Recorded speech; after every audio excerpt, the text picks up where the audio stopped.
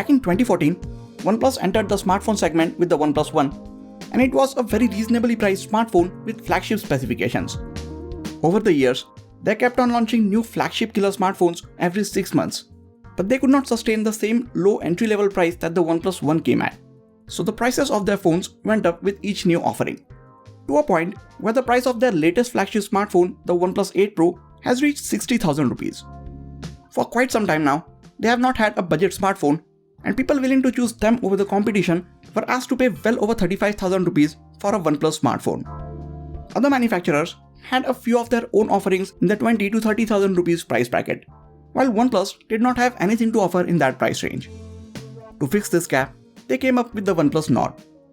It's a mid-budget smartphone with a starting price of 27,999 rupees. There is supposed to be a 25,000 rupees variant of the Nord as well, but that has not yet gone on sale, so I will consider its current price as the starting price. Hey guys, it's Sagar from TechWorks, and here is my full review of the OnePlus Nord after using it for little over a month. Some of you might be aware that I have uploaded 9 videos about the OnePlus Nord since I got it. Those include unboxing, camera review, Gcam versus stock camera comparison, speed test with some of its competitors, and of course, detailed camera comparisons with other phones.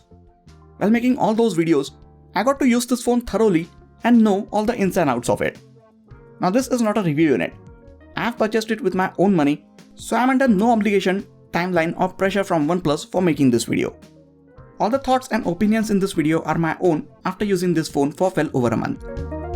Somehow, OnePlus managed to create the same hype with the OnePlus Nord as they did with the OnePlus One.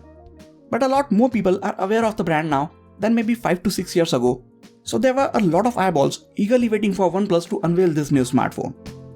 When we finally saw it, the design didn't really impress a lot of us. We have seen this type of back, camera module, and the pill-shaped cutout for the selfie cameras on some of the other Realme and Oppo smartphones. Now there is nothing in this phone that jumps out and screams unique, but the OnePlus Nord still managed to find an audience for itself. OnePlus launched this phone in 2 colors, blue marble and grey onyx, and 3 RAM and storage variants, 664, 8128 and 12256GB. This is a grey onyx color with 8GB of RAM and 128GB of storage, and I got it for 27,999 rupees. The 6GB RAM and 64GB storage variant, which is supposed to retail for 25,000 rupees, is not yet available for sale. I think that variant was just announced to create a hype, and OnePlus will be delaying that one for as long as they can. And even then, they might just bring it in 1 or 2 flash sales and we may never see it again. Anyways, what do we get at this price? A 6.44-inch AMOLED display with a resolution of 2400 by 1080 pixels, 90Hz refresh rate, HDR10 Plus support, peak brightness of 1000 nits under certain conditions, and Gorilla Glass 5 protection at the front and back. There is a pill-shaped cutout for 2 front-facing cameras on the top left, and an in-display fingerprint sensor towards the bottom of the screen. I am sure, by now, you guys might have heard about the black lines and the green tint issue on the display panel of this phone. Yes, it is there on some of the devices, but it is not as big of an issue because it shows up at a very particular low brightness setting in very dark environment. Even if your device has this issue, it is possible that you might never encounter it, because it is a lot easier for the cameras to catch it than our naked eyes. And you should also know, this is not the only phone showing this. Most of the other high refresh rate AMOLED displays show this, so it is not as big of a problem as some people want you to believe. The 90Hz refresh rate combined with Oxygen OS gives us a super smooth experience while using this phone. This display is great for consuming content and playing games. Colors are accurate and viewing angles are also very wide with amazing contrast levels. It is also a flat display and not a curved one like on the OnePlus 8 and 8 Pro, so you don't have to worry about any accidental touches or weird refractions while watching videos. Some people actually consider it as a downgrade, but I prefer flat displays, so I really like this panel. It gets very bright for outdoor lighting conditions, and the notch doesn't get in your way as much as you would think. Sure, some of the notifications are hidden behind it until you pull down the notifications shade, but you get used to this in a few days.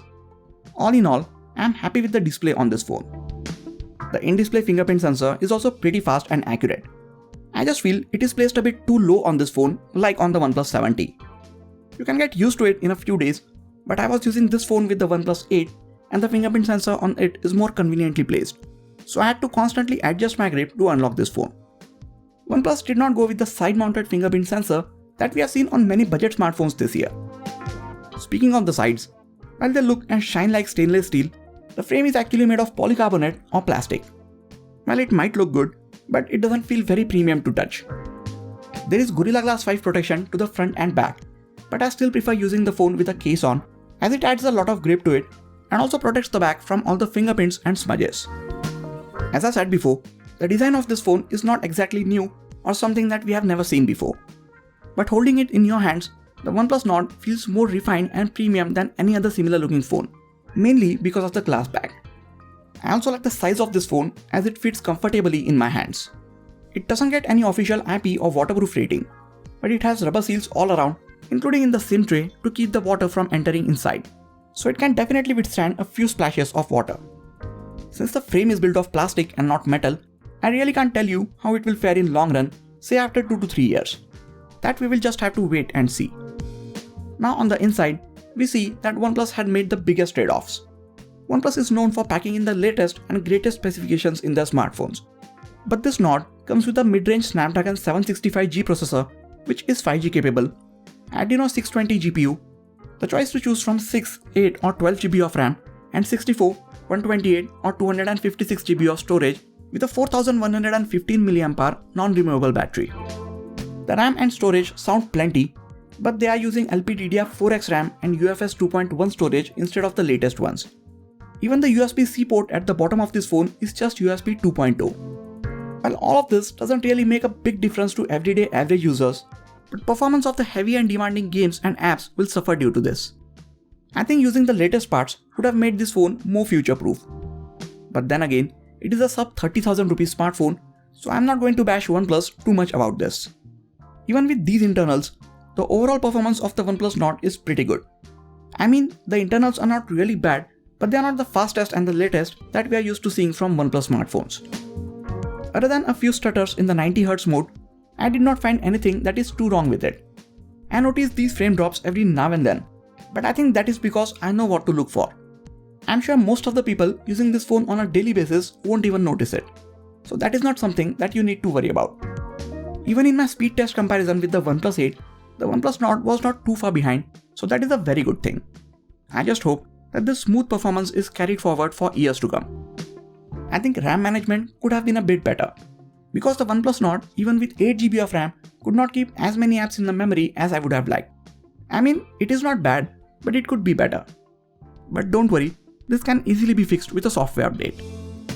Light gaming is a breeze on this phone. It might not run every game in the highest possible settings, but the gameplay is fairly smooth for most of the games. If you're a hardcore gamer, you might want to look at some of the other phones with better flagship processors. But for most other non-heavy games, OnePlus Nord will be just fine. This notch doesn't get in the way while playing games or watching videos. Now the speaker is pretty loud, but we just get a mono speaker on this phone, and it is not the clearest mono speaker, so the content consumption experience without headphones might not be as good as some of the other phones in the market. Thankfully, the speaker is placed on the top right when you hold the phone in landscape mode, so it is not easily blocked when you are playing games or watching videos. Speaking of the headphones, there is no 3.5mm headphone jack, which people still love and expect to get on their smartphones, especially in this price segment. OnePlus could have at least bundled the USB-C to 3.5mm adapter in the box, but they did not, which was a bit of a surprise. Maybe they want people to spend more money and get their new wireless buds or earphones. The 765G processor on the OnePlus Nord has 5G support. While the 5G network is non-existent in India right now, the phone will be ready for faster speeds for when the 5G networks are actually available. Now, I use this phone with the Airtel and Jio SIM cards, and for the most part, I did not face any major issue with the cellular reception. People on the other end of calls were able to hear me loud and clear, and I had no issues listening to them.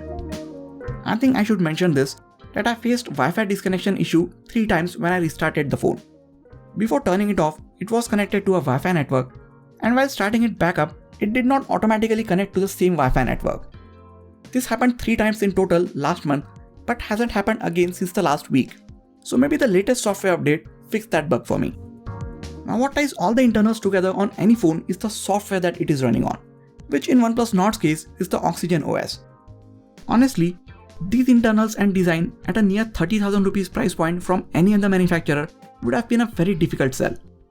What gives people an extra bit of confidence to go with the Nord is the smooth, minimalistic yet very functional UI in the form of Oxygen OS. And OnePlus has a proven record of keeping their phones running smooth and making necessary tweaks in the software to elevate the end user's experience for years to come. I like to leave the system vibrations on all my phones, and I was very happy with the haptic feedback on the OnePlus 8 and the 8 Pro. But the OnePlus Nord is a big disappointment for me in that department. The vibration motor inside just doesn't seem as good or as powerful as it is on its bigger brothers. I don't know if anyone else is going to notice it or even be bothered by this, but small things like this build up the overall user experience. While we are on the topic of small things, I am so glad that the alert slider is still present on this phone. And while the frame of this phone is made of plastic, all the buttons are made of metal and they are held together very well so they don't rattle at all. The 4115 mAh battery lasts for well over a day even if you are a heavy user and have the 90Hz mode turned on. I don't really play a lot of games on my phone, but other than that, I use the phone very extensively. With an hour or so of making and receiving calls, half an hour of watching YouTube videos, checking Twitter, Instagram and email on and off throughout the day, taking a few images and videos here and there, sending and receiving WhatsApp messages, having a lot of Chrome tabs open in the background and so on, and normally end my days with about 23 to 28% of the battery still remaining. For very hardcore gamers, this might vary depending on the games that you play and for how long you play them. But for most other users, you won't have to worry about the battery life on this phone. So OnePlus has done a great job with the battery optimization. Actually, if I'm being honest, I think they took the optimization part a step too further. Sometimes, in the effort of not to wake the device from sleep and preserve its battery, the phone just won't show me the notifications for emails and messages. I get all the notifications at once when I pick up the phone. As a workaround for this, I had to disable the battery optimization feature for some of these apps. And only then, I get all my important notifications as and when they arrive. I found this issue on most of the OnePlus phones and I just wish that they fix it. When you manage to drain the battery, you get a 30T watt charger included in the box, which can fully juice up the OnePlus Nord in little over an hour. Thankfully, it supports 18 watt power delivery fast charging as well. So if you have any other third-party power delivery fast charger, it can charge the OnePlus Nord at a faster rate as well. Despite of having glass back, it doesn't support wireless charging. To be fair, OnePlus 8 also doesn't support wireless charging. That feature is reserved only for the OnePlus 8 Pro, so I wasn't really hoping to get that feature on this phone. Coming to the cameras. The primary camera gets a 48 megapixel Sony IMX586 sensor with f1.75 aperture, same as the one on the OnePlus 8. Then there is an 8 megapixel ultra-wide camera, 5 megapixel depth sensor and a 2 megapixel macro camera. I have actually made a lot of videos on how good the cameras on this phone actually are considering the price of this phone. I will leave all of them linked in the description section. While it might not be as good as the ones on its bigger brothers, the main camera on the Nord can take some really good images and videos in almost all lighting conditions. I really don't understand why some people are saying that the cameras are not adequate.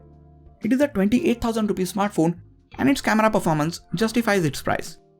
I have shared over 75 image and video samples in all of my camera reviews of this phone. I suggest you guys check those videos out and decide the camera quality for yourself. If anything, I just feel that the camera should be more consistent with color temperature and white balance. You might know this already, but the performance of the cameras get even better with Gcam installed. And I have made a separate video about this as well. It is true what others said. The macro camera is really bad and the depth sensor doesn't really make any difference. You can take just as good portrait shots even if you cover this depth sensor. Leaving these things, I really like the images coming out of the OnePlus Nord. If you know how to use a camera and what you are doing, it is difficult to take a bad picture with the main camera on this phone. The dual front-facing cameras are also doing a nice enough job. While the selfies don't really look as impressive as they should from a 32 megapixel camera, they are still a step up from the other OnePlus smartphones. And the secondary wide camera, while not being as sharp, lets you get a lot more of the scene in the single shot. For a much deeper insight into the cameras on this phone, make sure to check out my dedicated camera review of it. I just feel that the overall camera performance or the image processing is a bit slower on the OnePlus Nord. It might be because of the processor and ISP. Everything from opening the camera app, shutter speed, and the time it takes to detect the edges for portrait shots and deliver the images is a bit slower on this phone. I don't really know if it can be done, but if OnePlus could make it a bit faster via software updates, the overall experience of using the camera will improve a lot. So looking at each individual thing like design, internals, camera or the price, OnePlus Nord doesn't really stand out of the competition. But when the software ties all these things together, you get an overall better phone. There are a few other phones in the similar price point which are better in the performance department, like last year's Redmi K20 Pro or the newer Realme X3, both of which comes with an older but flagship Snapdragon 855 processor. But then, you won't get the 5G capability and the smoother Oxygen OS and the assurity of 2 major software updates on them. So you will have to decide what is more important to you. Overall, I feel the OnePlus Nord is a solid mid-range option if you are in the market for a sub 30,000 rupees smartphone. People are not ready to spend a lot of money on a flagship smartphone, and in this condition, OnePlus brought this lower priced option which is making people turn towards it. I feel the overall performance, including the cameras, is more than adequate for most of the average users. You should definitely check out my speed test and camera comparison videos of the OnePlus Nord with the OnePlus 8. Those videos will definitely make you ask the question that given the difference in the price and corresponding difference in the performance, whether people should even consider going for the flagships anymore. So those are my thoughts about the OnePlus Nord. I feel it is a pretty solid phone at the price point. Do let me know in the comments what do you guys think about it. If you are looking to buy this phone, I will really appreciate if you get it from the affiliate links in the description section. That is it for this video guys. Please hit the like button if you enjoyed this video and subscribe to the channel for more quality tech videos like this. You can also check out some of the other videos from this channel. This has been Sagar and I'll catch you guys in the next video. Take care.